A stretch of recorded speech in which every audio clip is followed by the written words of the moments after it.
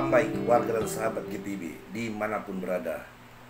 Kembali kita berjumpa di program Night Call GPIB pada hari Kamis tanggal 23 November 2023 bersama saya Pendeta Henry Victory Sihasale yang saat ini melayani di GPIB Jemaat Bethlehem DKI Jakarta. Pada kesempatan ini kita akan merenungkan firman Tuhan yang tertulis dalam Ulangan pasal 32 ayatnya yang ke-15 sampai dengan ayat yang ke-25. Ulangan pasal 32 ayat 15 sampai dengan ayat yang ke-25. Mari sebelum kita membaca kita berdoa. Bapa di sorga, terima kasih kami boleh ada dalam kesempatan ini. Engkau berkuasa menyertai kami dalam kehidupan kami dengan segala yang kami miliki dan dengan segala yang kami lalui. Dan pada saat ini ya Tuhan, Engkau berkenan untuk kami menerima sabdamu. Kuduskanlah kami dengan roh-Mu, agar kami dapat menerima sabdamu dengan baik, tertanam di hati dan pikiran kami, untuk kami renungkan di sepanjang kehidupan kami, dan kami berbuah di dalam kebenaran firman-Mu di kehidupan yang kami jalani. Di dalam nama Yesus Kristus kami berdoa, amin. Ulangan pasal 32 ayat 15 sampai ayat yang ke-25. Saya akan bacakan dari Alkitab terjemahan baru LAI yang kedua. Ulangan 32 ayat 15 sampai ayat 25. Lalu Yesrunun menjadi gemuk dan menendang ke belakang, bertambah gemuk, gendut dan tambun. Ia meninggalkan Allah yang menjadikan dia, memandang rendah gunung batu keselamatannya.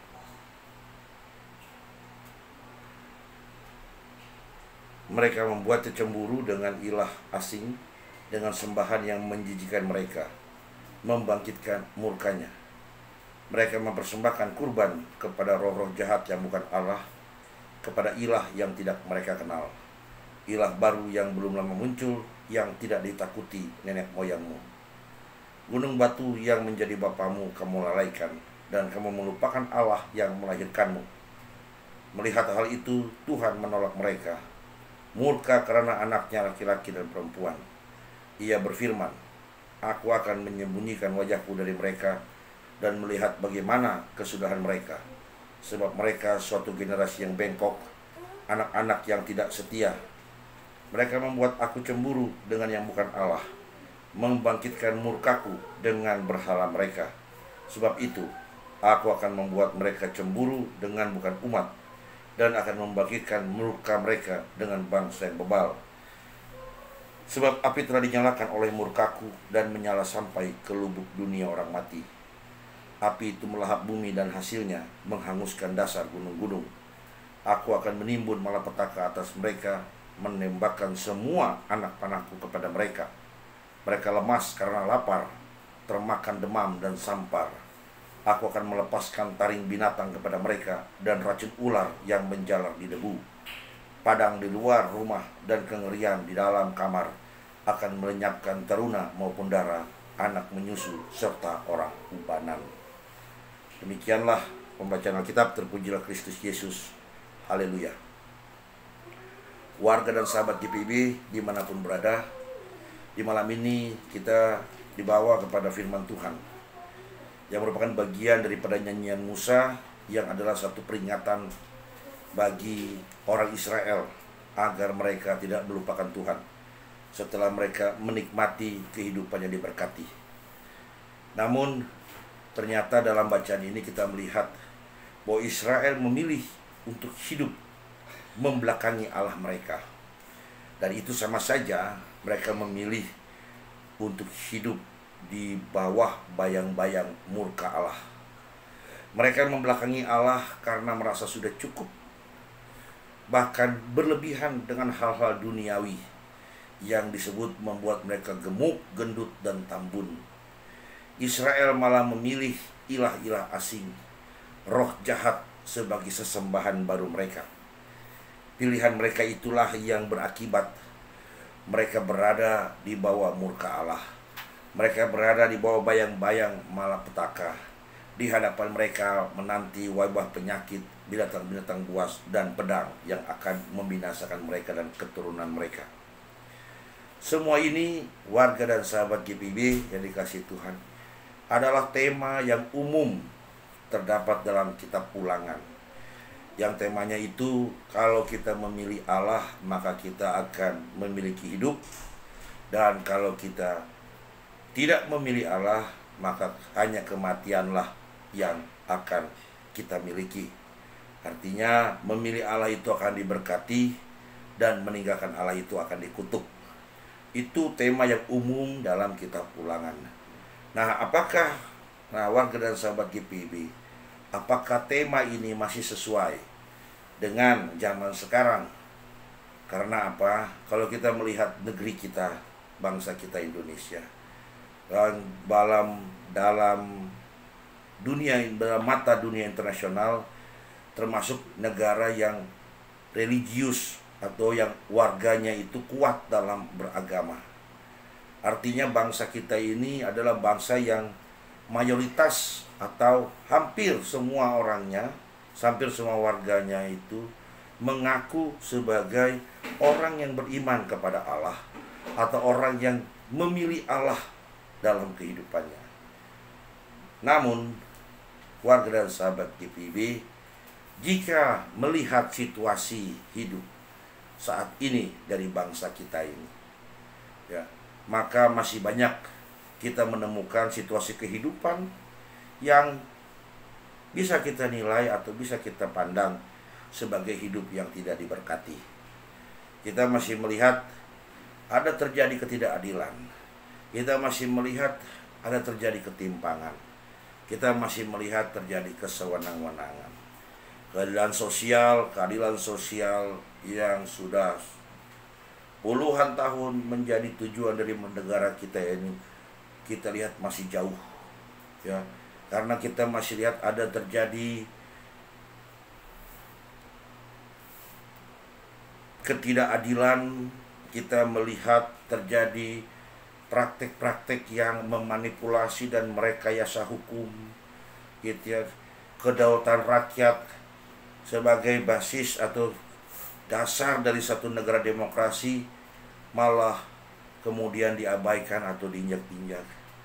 Nah, situasi-situasi seperti ini sebenarnya merupakan satu dampak dari kehidupan yang sebenarnya justru berseberangan dari apa yang Allah kehendaki dari satu bangsa yang memilih Allah dalam kehidupannya.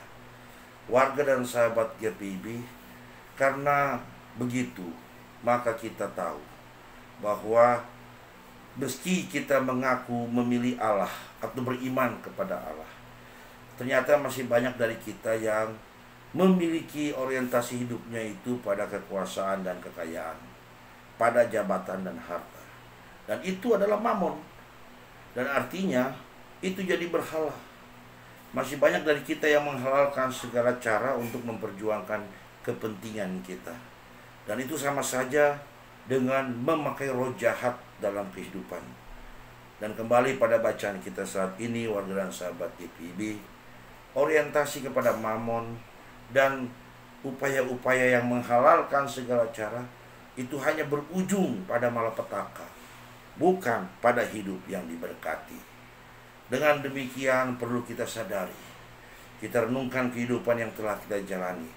Tidak usah lagi kita ragukan bahwa memang kita adalah orang yang beriman kepada Allah. Namun yang perlu kita introspeksi adalah apakah hidup yang kita jalani ini adalah hidup yang berorientasi pada mamon atau yang berorientasi pada kemuliaan Tuhan? Apakah hidup yang kita jalani adalah hidup di mana kita melakukan cara-cara yang menghalalkan banyak cara atau segala cara untuk menggunakan kepentingan kita, atau hidup yang taat dan setia kepada Tuhan, yang tunduk pada perintahnya dan menjauh dari larangannya? Nah, jika itu yang jadi jalan hidup kita, maka kembalilah pada jalan Tuhan yang berorientasi pada damai sejahtera Tuhan.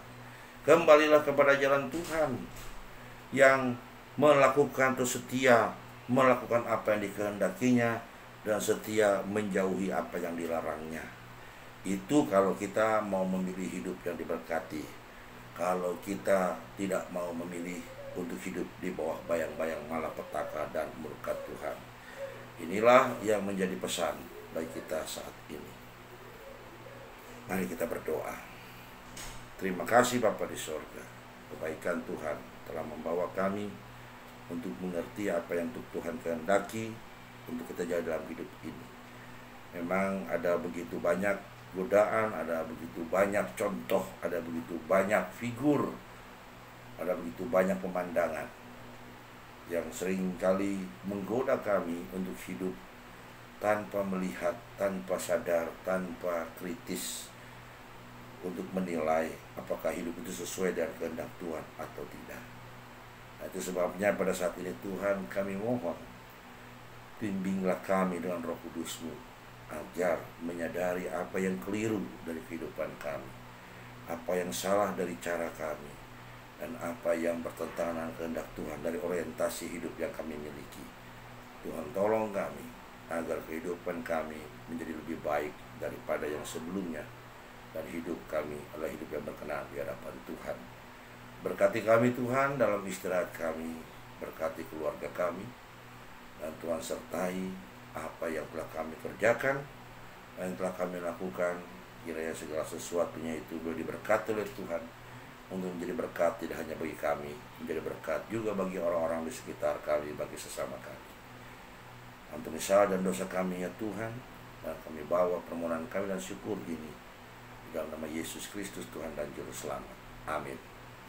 Demikianlah night call kita pada saat ini, pada kesempatan ini, di hari Kamis tanggal 23 November 2023.